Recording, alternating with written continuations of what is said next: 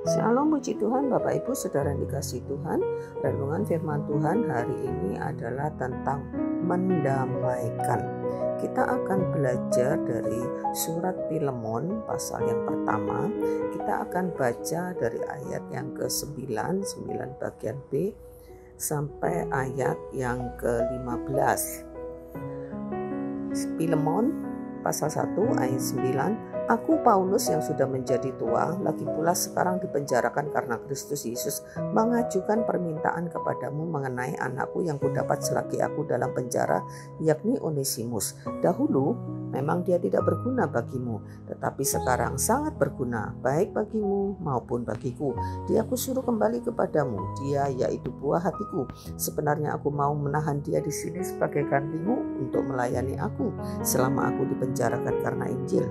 Tetapi tanpa persetujuanmu aku tidak mau berbuat sesuatu, supaya yang baik itu jangan engkau lakukan seolah-olah dengan paksa, melainkan dengan sukarela. Sebab mungkin karena itulah dia dipisahkan sejenak daripadamu, supaya engkau dapat menerimanya untuk selama-lamanya. Ayat 16, bukan lagi sebagai hamba, melainkan lebih daripada itu, yaitu sebagai saudara yang kekasih. Bagiku sudah demikian, apalagi bagimu, baik secara manusia maupun di dalam Tuhan. Ya, ini adalah surat yang ditulis oleh Rasul Paulus ketika dia sedang ada di penjara di Roma, yang ditujukan kepada Filemon. Di ayat 1 dituliskan bahwa Filemon itu adalah rekan sekerjanya. Dan surat ini berisi sebuah permintaan dari Rasul Paulus kepada Filemon. Permintaan tentang apa? Yaitu tentang seorang yang bernama Onesimus. Dikatakan Onesimus ini adalah orang yang didapat oleh Paulus selagi dia di dalam penjara. Kemungkinan Onesimus ini juga sama-sama di penjara. Dan kemudian dari pelayanan Paulus, Onesimus ini kemudian menjadi orang yang percaya. Bahkan Rasul Paulus mengatakan bahwa Onesimus ini adalah buah hatinya. Dia adalah orang yang melayani dia, dan Onesimus ini adalah orang yang sangat berguna bagi Rasul Paulus. Tapi kemudian dimungkinkan Pak Onesimus ini bebas terlebih dahulu. Dan pada zaman dahulu, zaman perbudakan itu, budak itu menjadi milik tuannya itu selama-lamanya. Jadi biasanya kalau budak itu kemudian melakukan kesalahan dan dipenjara, dan setelah dia dipenjara itu masih ada kaitannya dengan tuannya, tergantung tuannya. Apakah tuannya mau menerima dia kembali atau tuannya akan membuangnya. Nah, ketika Onesimus keluar atau bebas dari penjara, Onesimus disuruh oleh Paulus untuk kembali kepada Filemon dengan disertai surat permintaan yang ditulis oleh Rasul Paulus kepada Filemon, yaitu supaya Filemon ini menerima kembali Onesimus. Bahkan menerimanya bukan lagi sebagai hamba, tetapi sebagai saudara yang kekasih. Sebetulnya Rasul Paulus ingin Onesimus itu tetap ada di Roma untuk melayani dia selagi di penjara. Tetapi Rasul Paulus mengatakan, aku tidak mau memintanya atau melakukan itu semena-mena. Paulus minta izin dulu, minta kepada Filemon sebagai tuannya.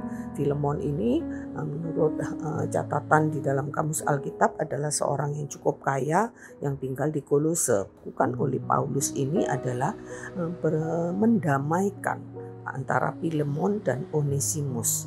Bahkan Rasul Paulus di ayat-ayat berikutnya menuliskan, jikalau Onesimus ini telah merugikan Filemon, ada kemungkinan dari berbagai penafsiran mengatakan bahwa Onesimus ini telah melakukan kesalahan, mungkin telah merugikan Filemon, mencuri barang atau uang milik Filemon sehingga dia dipenjara.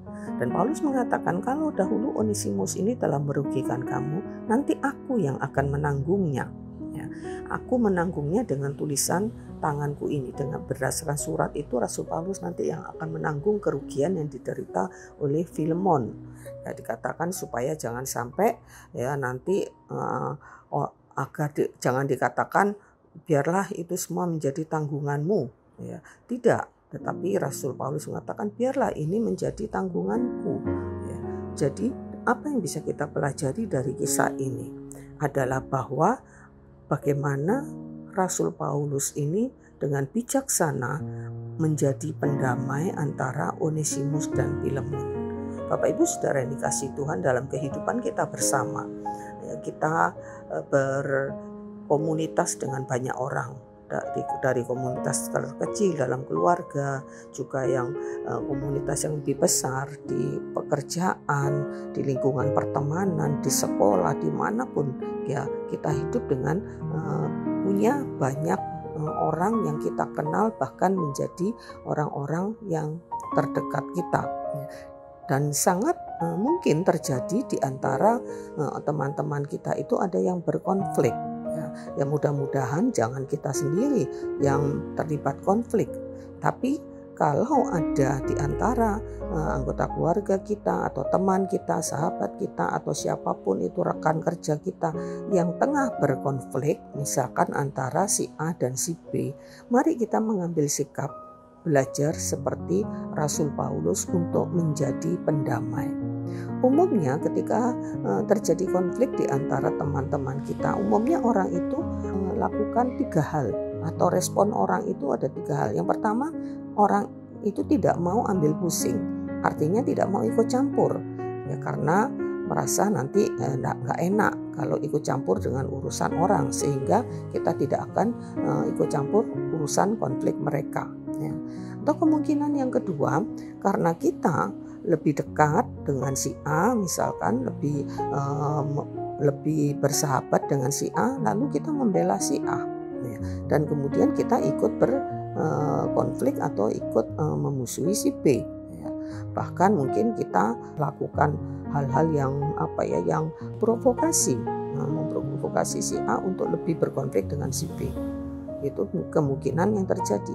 Ada kemungkinan yang ketiga yang terjadi adalah kita malah menjadi pengadu domba.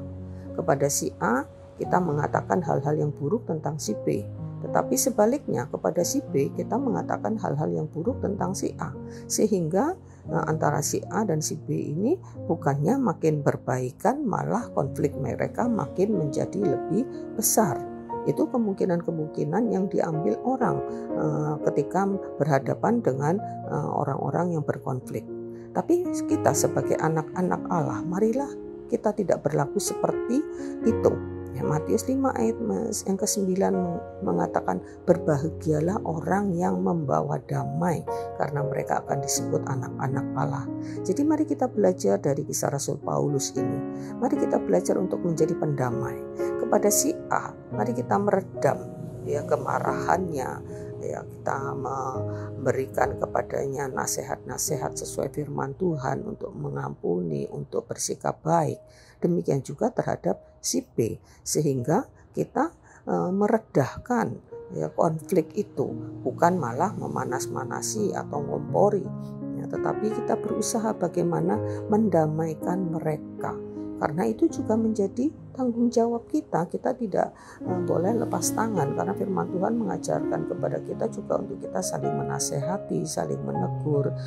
Bagaimana kita tentunya perlu hikmat Tuhan untuk kita bisa menjadi pendamai. Kita perlu berdoa, minta Tuhan memberikan hikmat supaya kita bisa menjadi pendamai yang bijaksana, dan supaya mereka yang berkonflik hatinya dilembutkan. Jadi itulah nasihat firman Tuhan bagi kita, supaya kita menjadi orang-orang yang menjadi juru damai, menjadi orang-orang yang membawa damai bagi lingkungan di sekitar kita. Di tengah-tengah orang yang berkonflik, mari kita ikut ambil bagian, bukan bermaksud ya untuk sekedar mencampuri urusan mereka, tapi sebagai seorang anak-anak Allah kita punya kewajiban untuk membawa damai bagi lingkungan di sekitar kita. Bukankah lebih nyaman ketika kita memiliki komunitas yang semuanya itu hidup di dalam perdamaian, tidak ada konflik? Karena sesungguhnya sekalipun bukan kita yang berkonflik, tapi kalau kita dalam persahabatan bersama, tentu kita ikut merasakan ketidaknyamanan kalau ada di antara mereka yang berkonflik. Karena itu marilah kita menjadi orang-orang yang melakukan firman Tuhan untuk membawa damai. Dan saya percaya surat kepada Paulus kepada Filemon ini ditulis dan menjadi bagian dari Alkitab yang bisa kita baca, tentunya untuk menjadi teladan bagi kita bagaimana dengan bijaksananya Paulus menyelesaikan kasus yang terjadi antara Onesimus dan Filemon. Nah, itu mari kita belajar dari Rasul Paulus untuk kita juga menjadi orang yang membawa damai. Amin, puji Tuhan. Mari kita berdoa. Terima kasih buat nasihat firman-Mu Tuhan. Tolong kami untuk kami bisa menjadi orang yang bisa mendamaikan orang lain, bisa menjadi pembawa damai di mana kami berada, dan kami boleh menjadi berkat bagi lingkungan di sekitar kami. Terpujilah nama-Mu Tuhan. Kami mengucap syukur dalam nama Yesus kami berdoa.